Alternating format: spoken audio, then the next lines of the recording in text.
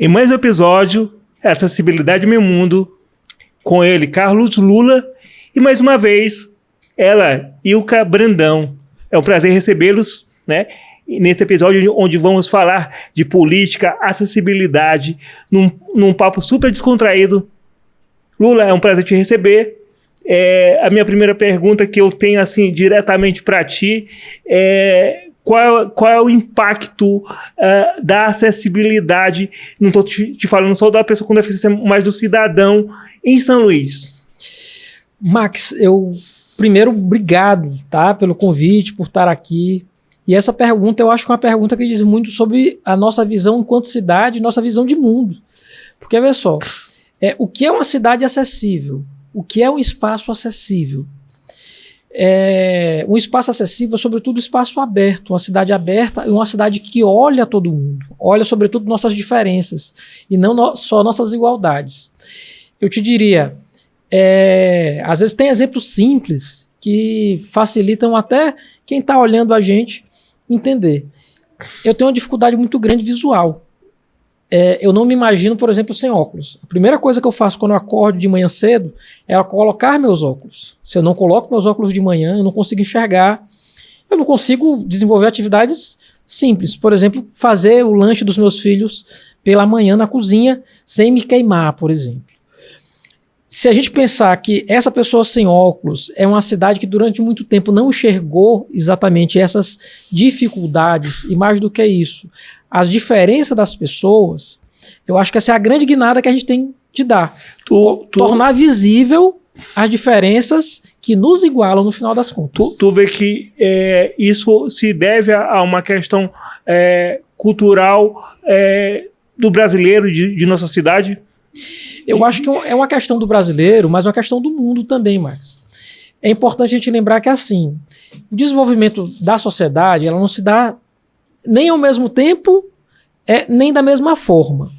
Então, vê só, ao longo do século XX, a gente vem ganhando direitos, conquistando direitos. Se a gente lembrar, 100 anos atrás, as mulheres não votavam. Imagina a gente dizer hoje que mulher não pode votar. As mulheres, um pouco mais de 100 anos atrás, para poder trabalhar, a carteira de trabalho delas eram assinadas pelos maridos. Imagina a gente dizer hoje que a mulher, para trabalhar, o marido tem que assinar a carteira. Então, ao longo do tempo, a gente vem melhorando enquanto sociedade. E hoje, a gente enxerga, e mais do que isso, admite e consolida isso como direito. Direito vai dizer assim, olha, a acessibilidade é um direito de todas as pessoas. Então, é bom que isso mude. Mas como toda mudança e como toda construção de direitos, ela não acontece sem luta, sem debate e sem mudar estruturas culturais. Porque o preconceito, seja contra, por exemplo, o direito das mulheres de se expressarem, de votarem, de trabalharem, seja o preconceito contra a pessoa com deficiência ou da acessibilidade de um modo geral, a gente encarar isso como uma necessidade da cidade ou da sociedade, não tem jeito. Leva tempo para a gente ter uma mudança de cultura disso. Lula, englobando essa mesma resposta, como é que o Estado em si ele pode contribuir para essa mudança de mentalidade, para essa transformação? Eu acho que o ponto principal é que, assim, a gente tem um lado, que é um lado de educação, e o Estado tem esse dever de educar no sentido positivo mesmo. Que a gente pensa a educação de fazer prova de matemática e de ciências, mas não só isso. A educação que se dá pelo Estado também é da educação para a cultura, enquanto sociedade, é educar uma nova geração para novos valores. Eu vejo, estudando com meus filhos, tenho filhos ainda pequenos, e vejo como o que eles estudam hoje é diferente do que eu estudei. Como eles têm percepção sobre o mundo diferente das percepções que eu tive quando era criança lá 40 anos atrás. E mais do que isso, o Estado tem esse dever não só de educar, de mudar essa cultura, mas também de construir condições para que isso mude. Isso passa por dar acessibilidade e a gente entender que esse local, que é um local de todo mundo, porque a cidade ela é uma cidade para todos. O principal ponto é esse. E isso é dever do Estado, poder construir essa cidade que sirva para todo mundo. Deputado, existe algum projeto assim, de lei na sua autoria, na sua gestão, nesse tema de acessibilidade, ou que o senhor tem vontade de executar? E o que eu tenho muito orgulho de dizer assim, eu fui secretário de saúde Sim. durante quase 7 anos. E eu tenho, assim, a bandeira da acessibilidade e da construção de políticas diante da enorme diversidade, talvez tenha sido uma das marcas. Assim, a Casa de Apoio Ninar, para cuidar de crianças com problemas de neurodesenvolvimento. Fui eu que criei e inaugurei com o ex-governador Flávio Dino. A Casa TEA, então, o primeiro serviço para pessoas com transtorno do espectro autista, também foi quando a gente estava na secretaria. A política, por exemplo, de doação de cadeira de roda e cadeira de roda especializada, porque pela primeira vez a gente foi na secretaria escutar as pessoas com deficiência, porque a secretaria fazia a licitação e comprava cadeira igual para todo mundo. De qualquer jeito. De qualquer jeito. Não via qual era... É legal tu falar isso, o tipo, mas né? quando a gente requisitava toda essa questão, eles pediam um laudo dizendo que, através daquele laudo, eles conseguiriam trazer uma cadeira com uma especificidade. Uhum. Mas, na verdade, como tu está dizendo, era pura formalidade. Complica, né? A órtese e prótese não conseguia atender isso. Né? Esse era o ponto principal. Eu dizia, gente, vê só como são as coisas. Eram pessoas acostumadas a fazer licitação e tudo. E eu dizia, não, vê só, eu não sou da área da saúde, minha formação é em direito. Mas a gente tem que entender as pessoas. Perguntem quais cadeiras. Eu comecei a chama, eu quero fazer a reunião. Ouvir, né? Eu quero aquela ouvir. pessoa. Então, só olha, essa cadeira não é legal. É melhor do que não ter nenhuma, que a gente não tem cadeira. Mas não é a cadeira que a gente quer, é outra, é essa daqui. Então, gente, tá errado. Então, tá fazendo tudo errado. A gente tá achando que tá fazendo o certo e não tá. Então, vamos escutar. Tanto é que agora, como deputado, eu destinei recurso escutando as mães de criança com microcefalia, que precisa de cadeira com outro tipo de especificidade, são cadeiras mais caras, porque são crianças, graças a Deus aqui no Maranhão, elas estão tendo uma sobrevida muito maior, mas elas têm outras dificuldades. A síndrome do Zika vírus, ela acaba que acarreta uma série de doenças. Sim. Então, essas vão ter que ser cadeiras especiais. Então, eu pude destinar recursos também para a compra dessas cadeiras na especificidade que as mães estavam apontando. Olha, a gente quer essa daqui. É essa daqui que vai cuidar dos nossos filhos, porque vai ter assento, vai ter encosto para a cabeça, eles não conseguem, eles têm problema no pescoço, então vai ter que ter uma condição especial. Então, sobretudo isso, né? Mais do que projetos de lei, a gente tem uma legislação, acho que assim, bem desenvolvida no país, uma das mais desenvolvidas do mundo, eu diria.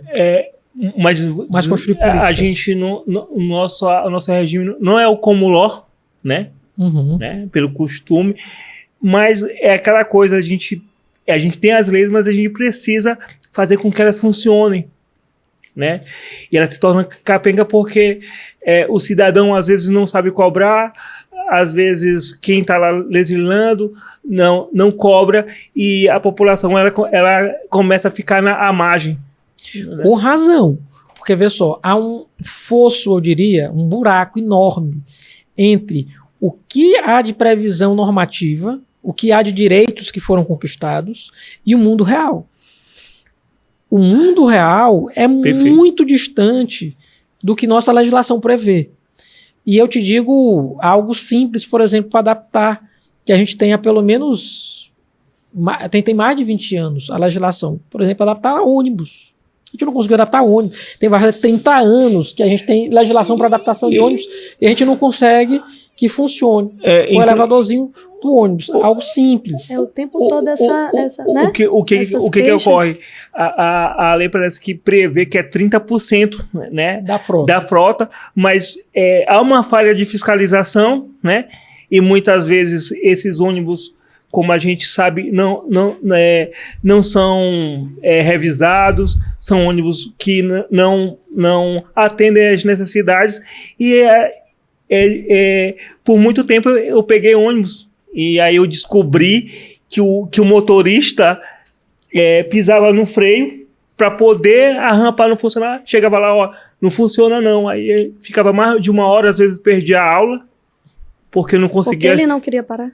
Porque ele não queria parar, porque na verdade, quem executava era ele. O trabalho da rampa era muitas vezes o cobrador. Aí Não acho que tinha mais combinava, cobrador, né? vamos dizer que não funciona, a gente ficava na parada e perdia aquele dia de escola.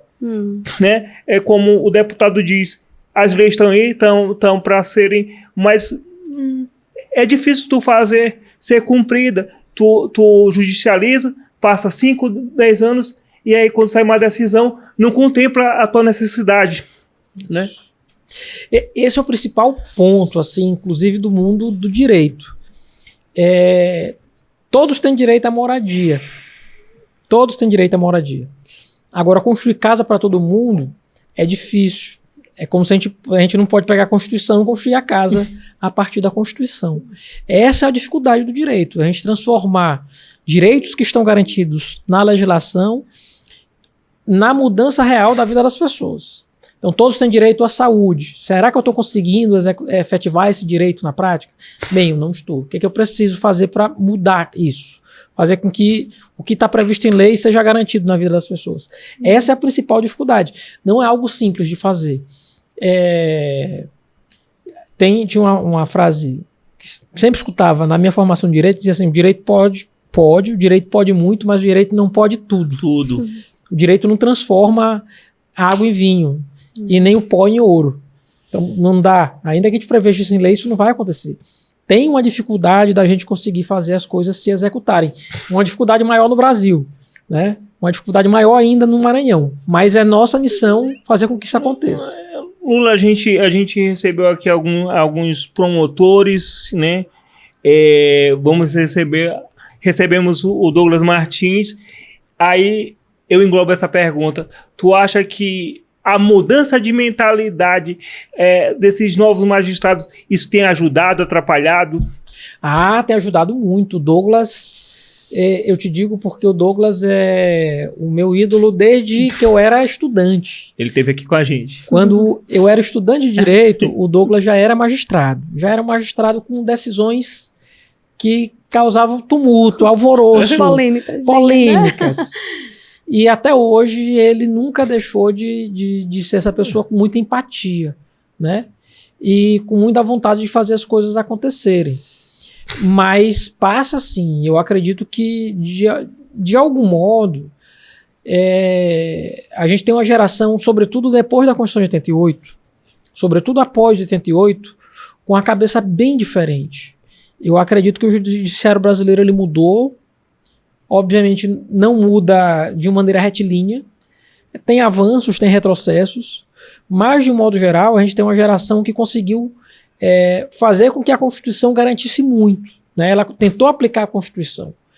É uma geração filha de uma esperança muito grande. A Constituição de 88, ali no final dos anos 70, início dos anos 80, a gente viveu uma esperança muito grande no país. Porque a gente estava saindo da ditadura, a gente tinha uma expectativa muito grande da democracia e que a democracia pudesse fazer o Brasil um país melhor. E a gente tem um judiciário também fruto dessa esperança aí. Lula, vamos lá, né? A gente acabou trazendo um outro assunto. E aí, vamos falar sobre o Serviço Travessia. O Serviço Travessia foi um serviço muito sonhado ainda pelo ex-governador Flávio Dino, hoje ministro do STF. E ele dizia, a gente tem que tornar o mundo acessível para as pessoas. Começou com um pequeno, era um projeto, né? Era 4 carros. Eram 4 carros só, mas que tiveram um impacto tamanho, tão grande, na vida das pessoas que puderam usufruir, que rapidamente ele se ampliou. Ele se ampliou, Max, para eu escutar relatos de mães, sobretudo, que é incrível, né? É sempre a mãe. Quase sempre a mãe, mas sobretudo de mães, com seus filhos, dizia assim, eu nunca acreditei, eu achava que era propaganda. Mas quando eu liguei e vi o carro chegando na porta da minha casa, eu achava que era até brincadeira.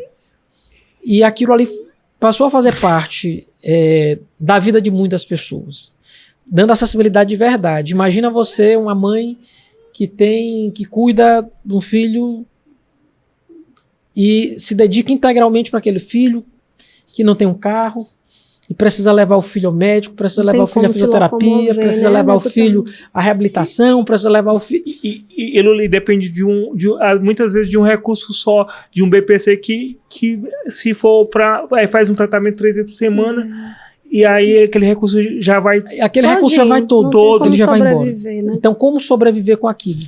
E o Travessia veio para dizer assim, olha, é possível a gente te dar esse apoio também, te dar mais um afago. E hoje eu fico triste, Max, porque os relatos que eu tenho é que o sucesso inicial do Travessia, ele...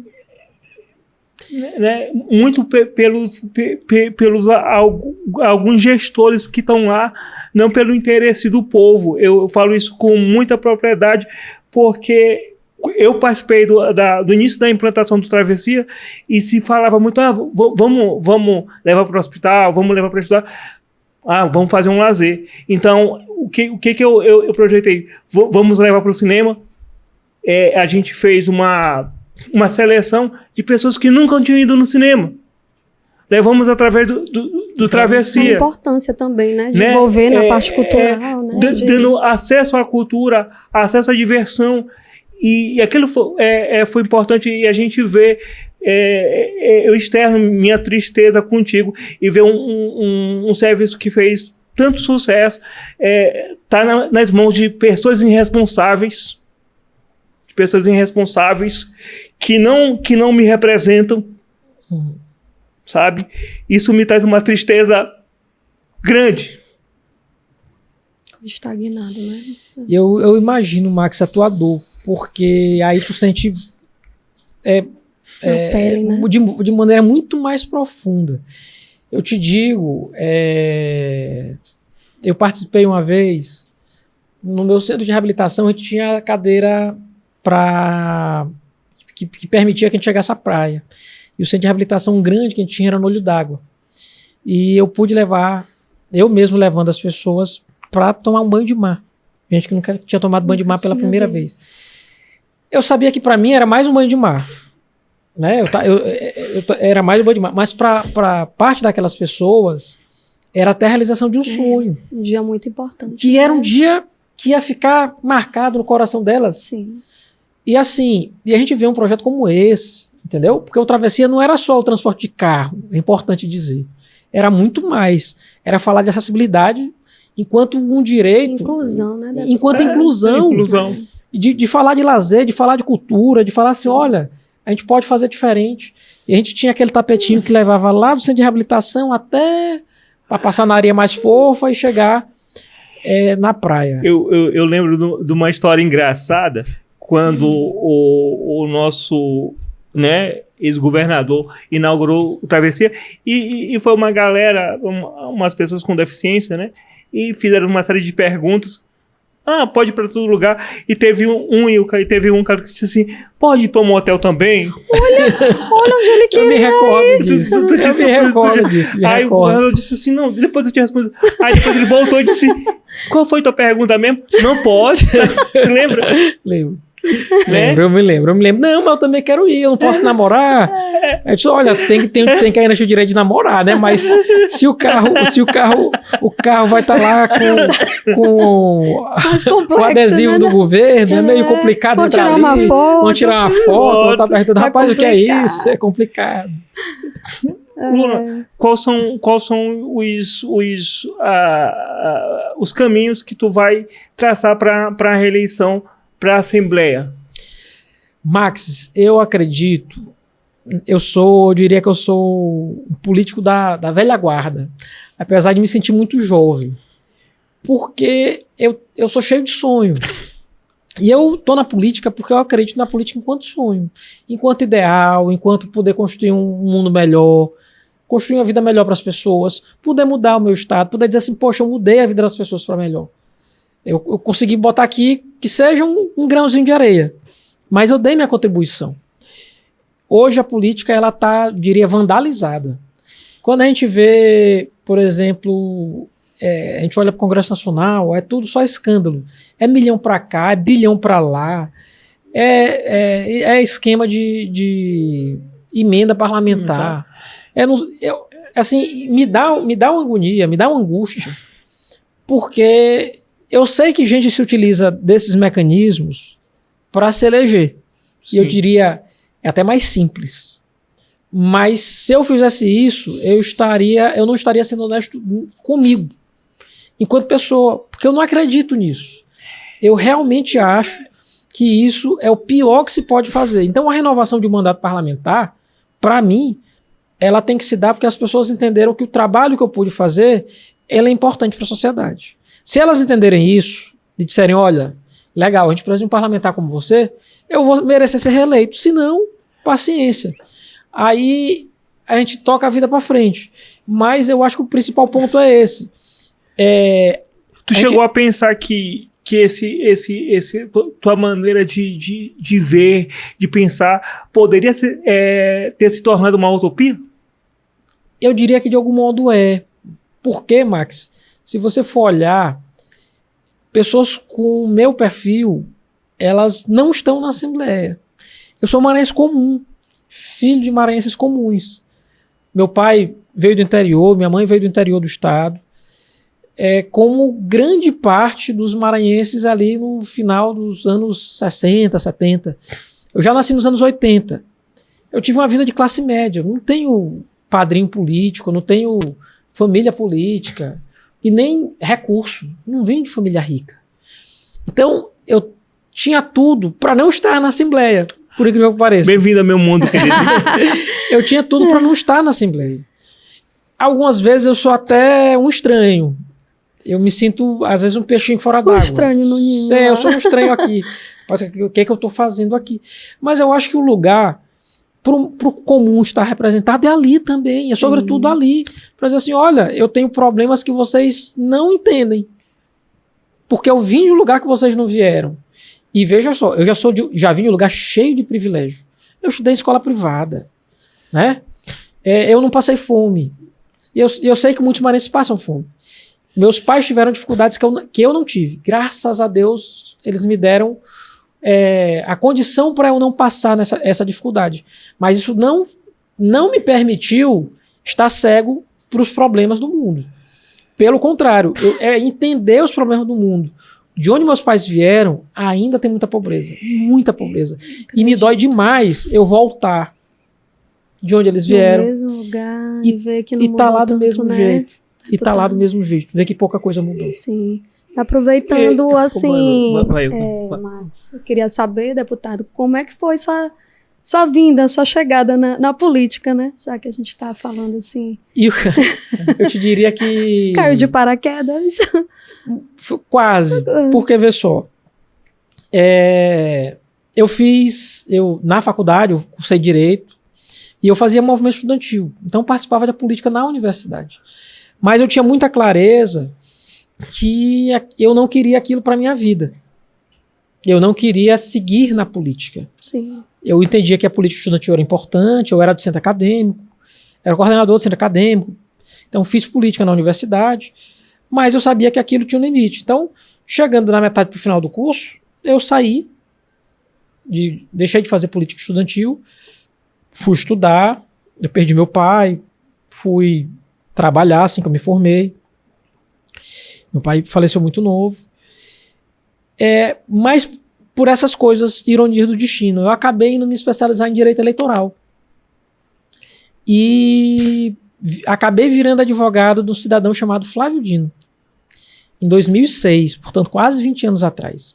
Ele foi então candidato a deputado federal. Ele deixou de ser juiz federal. Sim. E foi candidato a deputado federal. Eu era muito novinho ainda, estava quase recém-formado, já estava com essa responsabilidade enorme. Quando chegou a eleição de 2010, eu fui de novo, 2008, perdão, ele foi candidato a prefeito, eu fui de novo advogado dele. E quando chegou a eleição de 2010, eu fui de novo advogado dele, porque ele foi candidato a governador. eu vou reformular a pergunta de, né? Como foi esse encantamento quando tu disse, eu preciso estar nesse aqui? momento, estar né, aqui. na política. Eu só fui aparecer para ser candidato depois da pandemia. Porque eu já era secretário de saúde desse cara, que era o Flávio Dino. E ele chegou um dia com muita sinceridade, conversou comigo e disse, olha, eu acho que não vai ter jeito, tu vai ter que ser candidato. Tu já tá envolvido mesmo, tu é secretário de Aceita saúde, logo. tu tá no meio dessa confusão aí, aceite logo. Aí eu disse, tá certo, governador, eu vou conversar com minha esposa e vamos lá. E como ela olhou assim pra mim, disse, rapaz, tu vai entrar nisso mesmo. Será? E Na será? política, hein? Mas aí eu fui candidato, me filiei pela primeira vez no partido político e virei candidato a deputado estadual. E aí fale isso pra gente.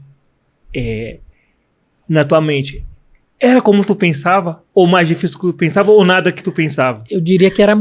Eu achava que ia ser difícil, mas é muito mais difícil. Muito mais. É muito mais Muito difícil. desafio, né, deputado? É muito mais difícil. Ser secretário era um desafio. E a gente vai aprendendo com o tempo. Sim. Mas eu tenho um orçamento para executar. Eu tenho política para desenvolver. Eu podia estar... De 2 meses eu inaugurei um hospital.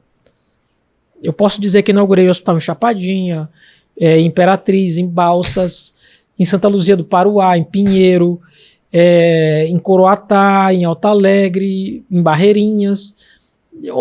Para onde você for do estado, em Colinas, onde você for do estado, vai ter uma obra lá que eu fiz. Quantos hospitais tu conseguiu inaugurar enquanto tu era secretário? Eu vou Faz uma estimativa, porque é difícil assim, tu agora... Eu inaugurei um hospital a cada 3 meses. Foram 21 hospitais. Deputado, 21 hospitais. e o senhor, enquanto secretário, pegou, assim, um dos problemas mais difícil que foi, né, mais difícil. Lembrando aqui, né? A questão da pandemia. Que foi o que nós vivemos. Foi o presidente do conselho até? Fui presidente do conselho de secretários de eu imagino, assim, saúde. os desafios Mas já daí. aí a pandemia é uma coisa que eu não me recuperei até hoje.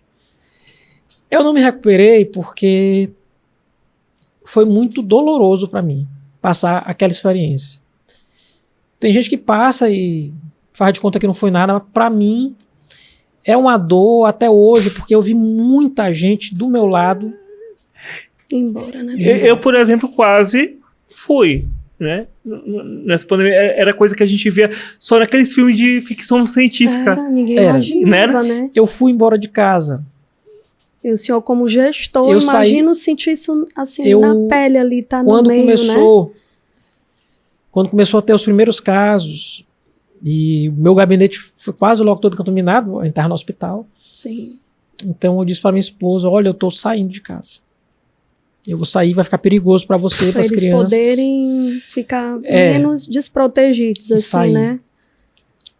E foi uma dor, porque assim, a minha ideia era que na minha cabeça, quando eu saí, eu vou sair daqui. Pô, já voltar. 15 vai dias logo eu passar. Todo mundo Eu- tinha, né? Eu passei fora de casa quase 4 meses. Nossa. E eu voltei para casa porque minha esposa é enfermeira. Só que ela estava afastada da função dela, porque ela não queria ser enfermeira, esposa de secretária. Ela disse, não. E eu precisava de gente para fazer teste. Pessoa. A gente já estava com teste de Covid, eu não tinha mais gente para fazer teste. Porque era simplesmente tomado, e todas as pessoas, todo mundo. Ela disse, tu tá precisando de gente para fazer teste? Não, então faz o seguinte, volta para casa. Eu vou mandar a equipe para fazer teste. E ela voltou de graça. Ela voltou sem receber nada por isso. Eu disse, então eu tô voltando para casa. E eu voltei para casa. E aí, era eu e ela, enfim, os dois já estavam efetivamente no risco de poder adoecer. E trazendo, eu vejo que é uma coisa que te impactou, que te emociona ainda. Ele ficou bem emocionado. Como é isso? Chegou alguma vez algum sentimento de tu não voltar para casa, de tu dizer, eu não vou ver mais meus filhos, eu não vou voltar para meu lar, quando vê todo aquele cenário caótico? Max, eu não me permiti ter esse pensamento. Eu sempre achei que eu ia olhá-lo de novo. Eu não me permiti achar que ia acabar. Eu achei que o mundo ia acabar. Eu cheguei a achar que o mundo ia acabar uma vez, assim, um caso muito específico. Foi quando eu fui para Imperatriz.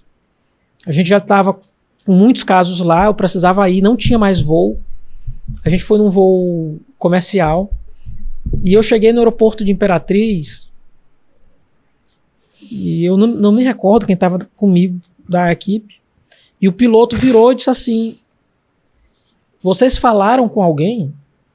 Aí eu disse assim: se eu falei com alguém? Como assim? Ele porque não tem ninguém aqui no aeroporto. Aí aquele 2 segundos que tu dá, eu disse, meu Deus. Eu disse, não, mas tem gente aí, disse que vem me receber, o pessoal do hospital. Aí a gente desceu do avião com lanterna.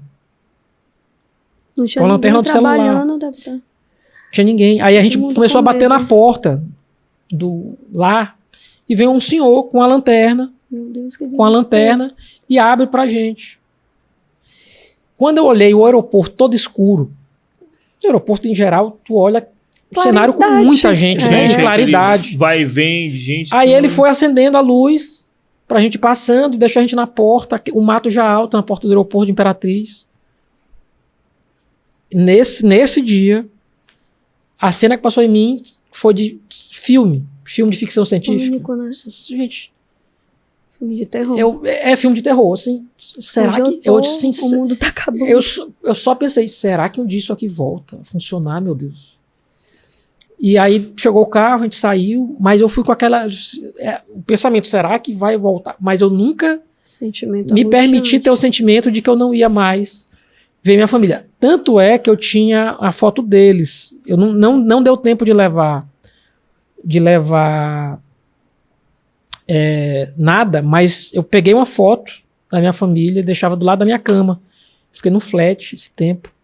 Consegui alugar um flat e deixei essa foto do lado da minha cama, para lembrar todo dia da família. Assim, pra gente encerrar o assunto pandemia, tu considera que isso foi uma transformação para ti? Antes da pandemia, o Carlos Lula era uma pessoa e depois da pandemia tu se tornou uma outra pessoa? Sentimento de sentir as coisas, de perceber. Max, eu não tenho a menor dúvida. Eu virei outra pessoa. A secretaria me transformou, eu te diria. A experiência de cuidar de gente, ela transforma, a não ser que você seja muito sensível. Mas eu te diria que a pandemia me revirou por dentro. Eu lamento muito que o mundo... A gente olha para trás e o mundo faz de conta que esqueceu. Faz de conta que nada aconteceu. Faz de conta que nada aconteceu. Mas quem viveu aquilo ali sabe o quanto a gente foi afetado por tudo aquilo. Tudo aquilo. É outra pessoa. É outra pessoa que saiu daquilo tudo. Lula, vamos falar hoje como é que está dividido politicamente na Assembleia o nosso Estado. Ixi, Marcos, aí tu foi a pergunta super complexa, porque hoje a gente tem uma atmosfera de muita confusão na Assembleia. É muita briga. O governador Carlos Brandão, ele começou o mandato sem oposição, eu diria. Não tinha praticamente ninguém que se opusesse ao governo dele. O falar do acordo realmente foi quebrado? Foi quebrado. E assim, um acordo não só com a classe política. Eu acho que esse é um acordo, eu diria, irrelevante da história. Foi quebrado o acordo com a população. Isso que mais dói. Porque qual era o acordo feito com o governador Carlos Brandão. E eu participei, porque eu avalizei, eu estava na mesa quando ele foi firmado. Era a manutenção das políticas públicas que deram certo. Sabe qual é um programa que estava lá no papelzinho? Travessia. Que era para manter, expandir. E quando eu vejo hoje, quando eu vejo os indicadores piorando, indicador de saúde, quando eu vejo dificuldade para regulação, quando eu vejo dificuldade em hospitais, faltando medicação, eu vejo outro dia dificuldade para medicamento da FEME, 4, 5, 6 meses, pessoa que precisa de medicamento especial sem receber. Uma reportagem sobre Como isso. é que eu acho? Não, tá tudo bem, não tá. Não me importa acordo individual, acordo feito para a classe política. Deputado? Me dói a questão com a população. Ver a educação, que é isso. A gente está piorando todos os indicadores de educação de novo. Um retrocesso. Então, sim, é difícil para mim. Eu te dar um dado, Max. Se a gente comparar 2025 e 2024, o aumento de homicídio na Grande Ilha, a gente já tem um aumento de 40% de homicídios. E a gente teve essa semana, acho que sexta-feira, a gente teve até a mudança do comando da polícia. É a 4ª vez em 3 anos. Né? Então alguma coisa está errada. Alguma coisa não está funcionando. A gente acabou de ter a revolta dos caninanas. O pessoal do mototáxi chateadíssimo, mas eles só querem trabalhar, mas querem poder sair de casa com a garantia que vão voltar vivo. São 7 homicídios de motorista de aplicativo só esse ano.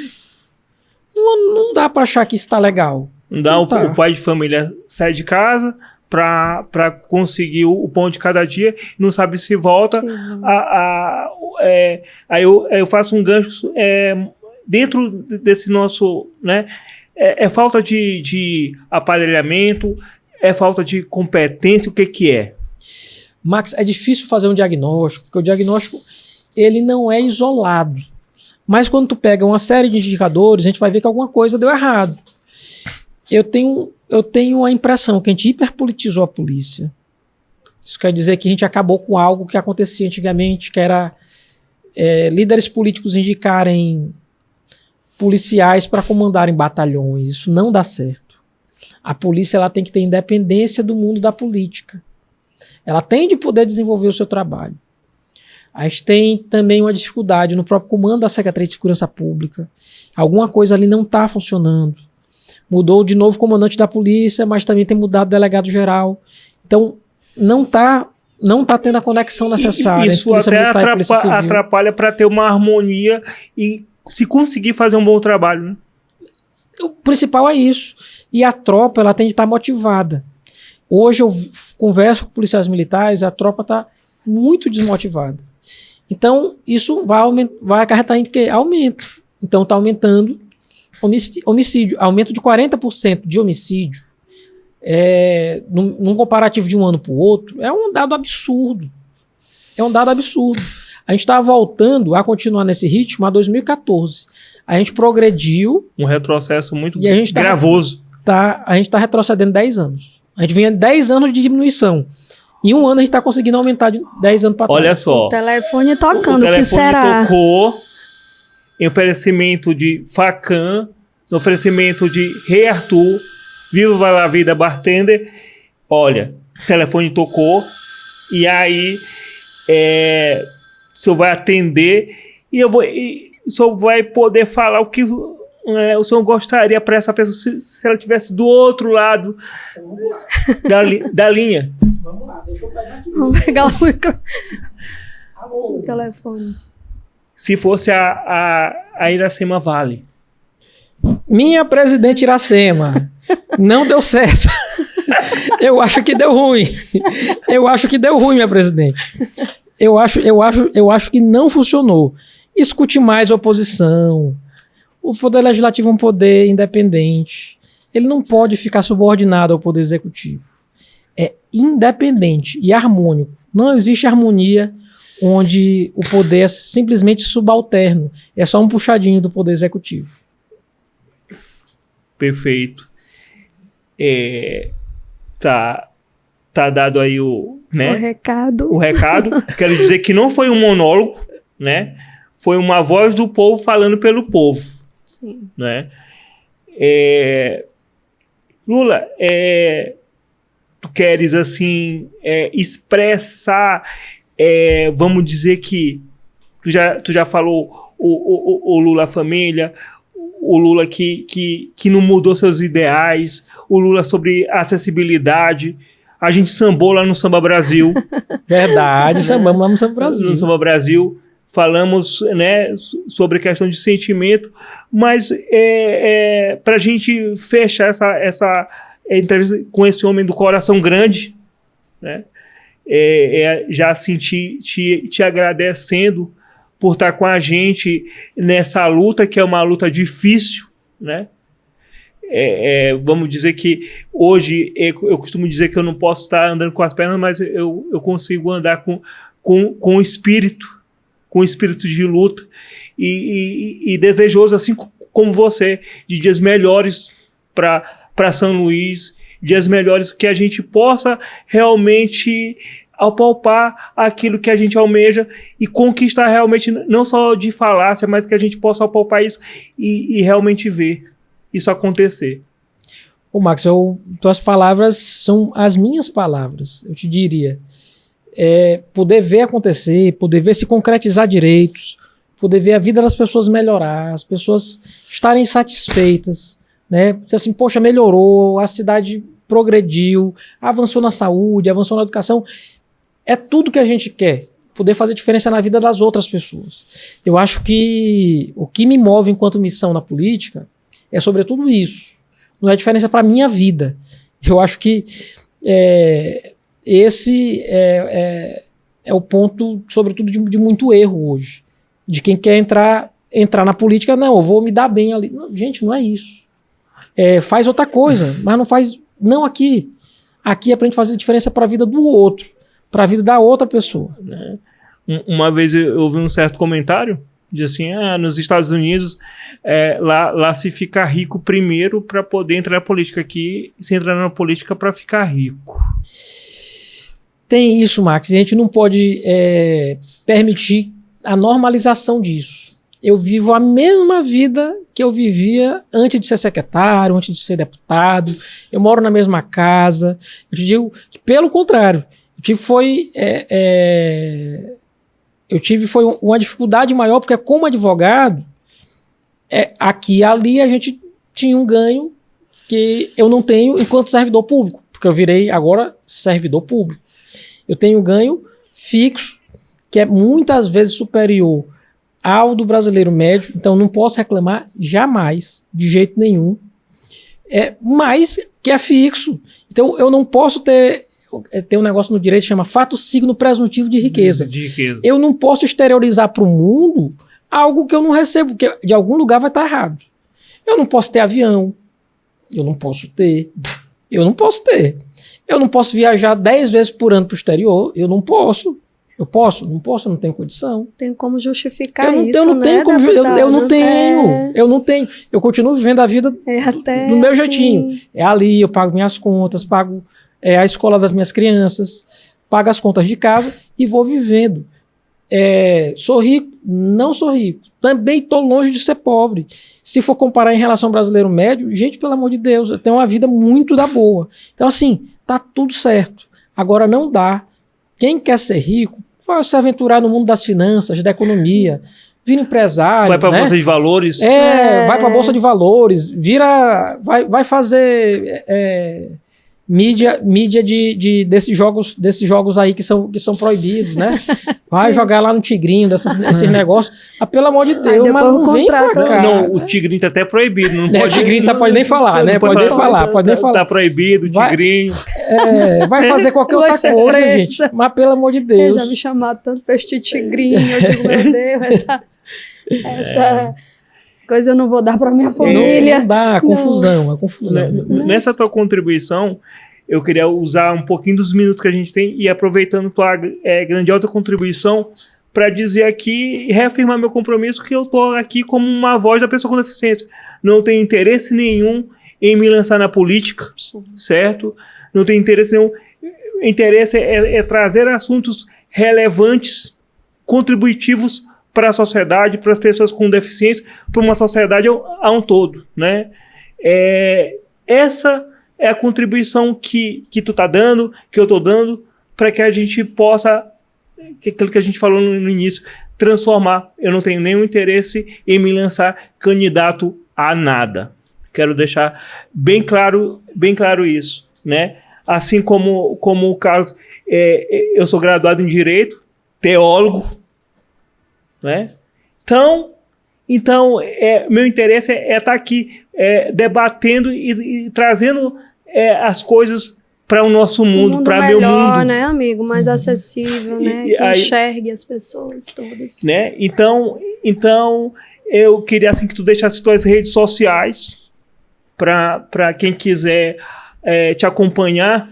Olhar melhor seu Opa, trabalho. Vamos lá. Né? Vocês podem acompanhar pelo X, o falecido Twitter, @CarlosELula. Esse Carlos de Eduardo. Para quem não sabe, meu nome, todo mundo chama de Lula, mas é Carlos Eduardo Lula, que é meu sobrenome. E no Instagram também, @CarlosELula. Também lá no TikTok vai estar o mesmo perfil, @CarlosELula. Você acompanha a gente por lá, pode conversar, pode debater. Tem gente que vai até lá para xingar também, faz parte, não tem problema nenhum. A gente vive num país democrático. A gente vive num país democrático. Não pode agradar todo mundo, né? Não tem problema nenhum. Não tem como. Não tem problema nenhum, desde que seja com respeito, né? Respeito direitinho. Sim. Mas a gente tá lá para isso. É natural, e eu acho que o homem público, ele se coloca nessa posição. Não dá para esperar só elogio. A gente recebe muita crítica também, e eu acho que tem que ter o espírito aberto para poder recebê-las com tranquilidade. Certeza. Gente, a gente encerra mais uma Acessibilidade no Mundo. Agradecendo mais uma vez o Carlos Lula e a Ilka, né? Com o oferecimento dos nossos patrocinadores Facam, Faculdade do Maranhão, La Vida Bartender e Rei Arthur. Muito obrigado.